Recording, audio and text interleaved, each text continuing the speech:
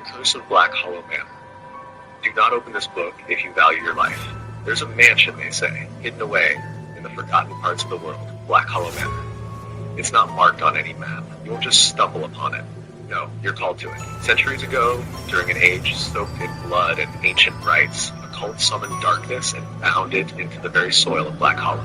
Their leader, a twisted prophet known only as the Whisperer, wrote a book that would become the key to a deadly game. It was crafted from human skin, the pages stained with blood and the ink of forbidden knowledge. The rules inside were meant to test your soul, and if you failed, you died. I didn't believe the stories.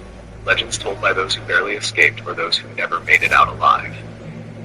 But then, one night the call came. I didn't seek it. It found me, alone, in the dead of night. I found myself standing before the gates of Black Hollow Manor, cold and silent. The wind barely stirred as I stepped inside. In the center of the great hall, there it was. The book, placed upon an altar covered in dust, surrounded by dried wax. It called to me like it knew I'd come. And there, etched in a script I didn't recognize, were the words, "Do not open this book if you value your life. Only the curious will seek what lies inside." Curiosity took hold of me. I opened it. When you enter the mansion, you saw the book. You belong to the night now. You may not leave until exactly 6 a.m., not before, not after. Time is twisted here. A second too early or late, and the curse takes hold. The moment I opened the book, everything changed. The atmosphere around me thickened. The air felt heavier. I looked at the clock, 3 a.m., but the hands were spinning backward, pulling me further into the grip of Black Hollow. The rules were clear. I couldn't leave until 6 a.m., or the curse would claim me. Rule 2. After 6 p.m., never open the front door. No matter who you hear, your brother, your mother, your child, they aren't real. They're wearing the voices of the people you love. Don't fall for it. If you open that door, they drag you out screaming. It was near evening when I heard a knock. Soft at first, then louder, familiar voices calling my name. Let me in, it's me. But I remembered the rule. The voices weren't real. They wanted me to open that door. And if I did, they would drag me into the night screaming for my life. The fear in their voices was almost too much to resist. But I stayed silent and backed away from the door.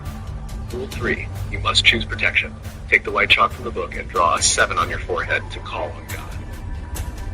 Or take the red marker from the last page and draw a 6 to offer yourself to Satan. Only one of them is watching, the other laughing, but the number must remain until you leave the property. If it's wiped away early, your body turns to cold, cracking stone, and you'll still be alive inside it.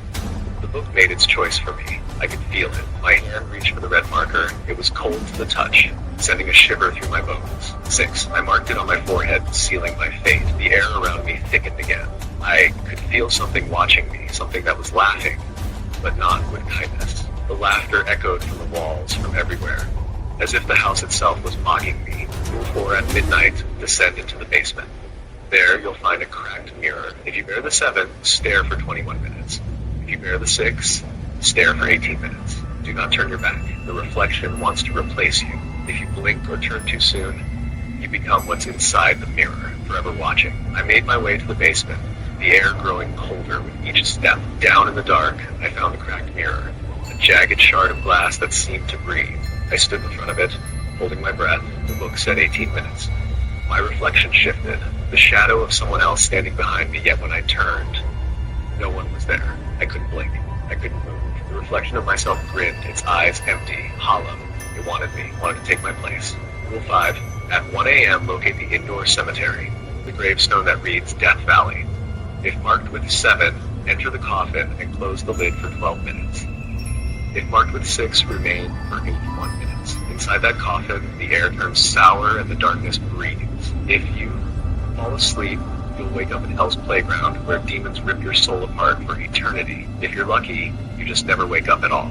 I found the grave with the inscription, Death Valley. The 6 was marked, and I knew what I had to do. My legs trembled as I crawled into the coffin. The air became thick with an unsettling chill, and a bitter, rancid stench filled my nose. It felt like I was suffocating, as if the coffin itself wanted to swallow me whole. I pulled the lid down with a deafening thud. For what seemed like hours, I lay there struggling to keep calm. I had to resist the urge to close my eyes. The book had been clear. If I fell asleep, I wouldn't wake up, or worse, I might end up in hell. The dark shadows around me seemed to swirl and dance, whispering incomprehensible words. their voices growing louder with each passing minute. It was as if something, someone was waiting for me, urging me to close my eyes to rest. I fought it. I fought the overwhelming pull of sleep with everything I had. Time stretched. Every second felt like a lifetime. Every minute like an eternity. I counted down the minutes in my head. I could feel my body begging for rest, but I held firm, knowing that if I let go, I'd never see daylight again. 81 minutes. The lid creaked open. I quickly scrambled out of the coffin, gasping for air. But when I looked around, I was not where I had started. The cemetery had vanished. The mansion, its walls, the cursed house felt further away now, yet at the same time somehow even closer. Rule 6. At 2:30 a.m., go to the master bedroom, lock the door, use the salt from the closet to draw a perfect circle around the bed. Stay inside it, stay awake. If a shadow figure with red eyes and razor teeth appears, do not hit.